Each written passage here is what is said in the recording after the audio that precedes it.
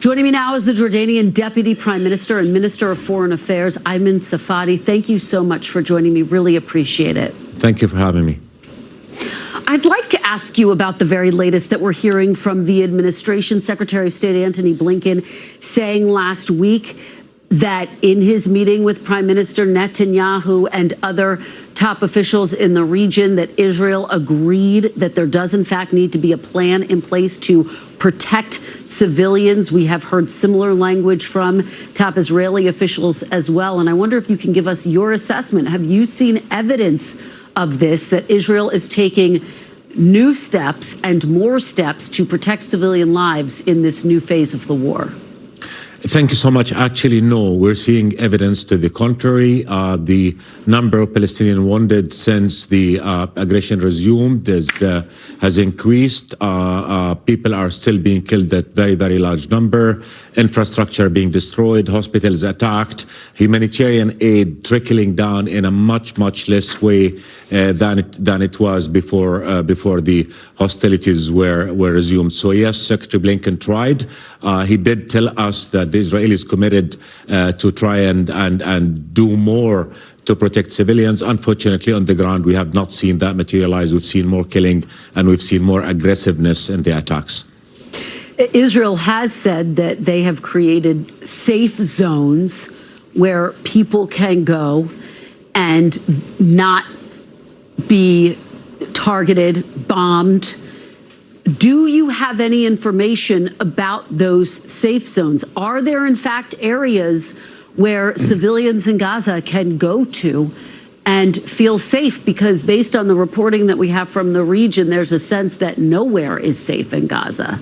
Well, absolutely nowhere is safe. You remember at the beginning of the war, Israel was telling people to leave the north and go to the south, where the south will be safe. And now we're seeing people being killed in the south. So basically the message, we're not going to kill you in the north, we're going to kill you in the south. And that's exactly what's happening. About 1.8 million Palestinians, about 2/3 of the population of Gaza have left the north, are now all concentrated in the south. Khan Yunis is one of the biggest cities there, and it's been the target of Israeli fierce bombardment over the last few days. So pretty much nowhere in Gaza is safe. No hospital in Gaza is being able to provide sufficient treatment. No shelter in Gaza is being able to really give people any cover from this war.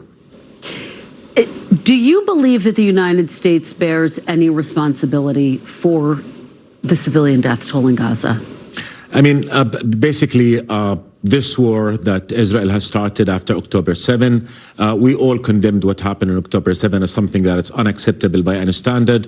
But what Israel is doing now is also unacceptable by any standard. Denying people food and water is a war crime. Targeting civilians is a war crime. The reality that Israel is creating now is not a reality that's going to be conducive to the peace that everybody wants. Now, what we're seeing is that we're seeing an international community that is not doing enough to stop Israel from continuing with those atrocities.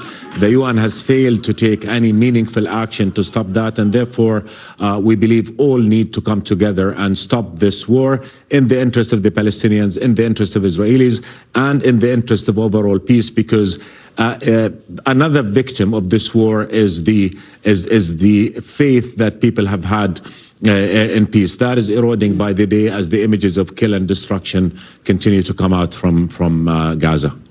As you know, Israel has made the argument that it is Hamas that is embedding itself in these civilian centers and thereby creating war crimes.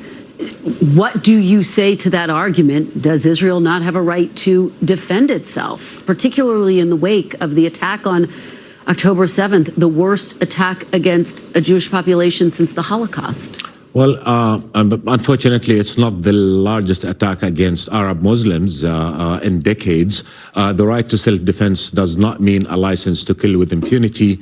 It does not mean attacking a whole community. As I said, 1.8 million people displaced, over 16,000 killed. The majority of them are women and children. Over 6,000 Palestinian children killed. These are not Hamas. These are innocent people that had nothing to do with the conflict between Hamas and Israel. So I think that argument resonates with no logic anymore. This is a war that is not going to bring about security to Israel. Definitely, it's not a war that's going to have any implications in terms of moving us towards peace in the region. No, it is not self-defense. It is blatant aggression whose victims are civilians who need to be protected. By international law, they must be protected. So Israel is violating international law by targeting civilians. Remember that Gaza is one of the most densely populated areas on earth. So again, people had no shelter in the north, no shelter in the south. Hamas is eliminating Hamas, which Israel has set as a target, is not going to be possible through this war. The civilians are going to be and have been the victims of this aggression. Let me ask you more about the civilians. Why hasn't Jordan opened its borders to Palestinians who want to flee to help deal with this growing humanitarian crisis that you have talked about and that we are talking about and witnessing? Well, I mean, Palestinians have a right to protection in their own country. We're not going to allow Israel to proceed with its policies of transferring the crisis to the region. Neither Jordan nor Egypt would accept the displacement of Palestinians from their country, which, by the way, again, is a war crime. We've seen Palestinians displaced in 48 and 67. They have not returned. Palestinians deserve to be protected on their own national soil, that is in Gaza, on the West Bank, where, by the way, civilian populations are also being the target of settler terrorism and other measures that suffocate their existence. So we will not allow for the Palestinians to be pushed out of their country. Jordan has done enough. We're the largest per capita host of refugees anywhere in the world.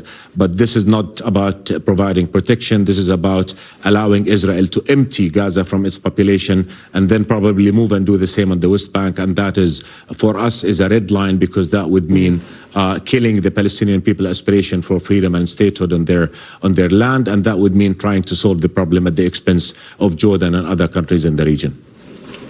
All right, Foreign Minister Ayman Safadi, thank you so much for your time and your perspective. Please do come back as we continue to track this tragedy that is unfolding in the region. Thank you so much. Thank you.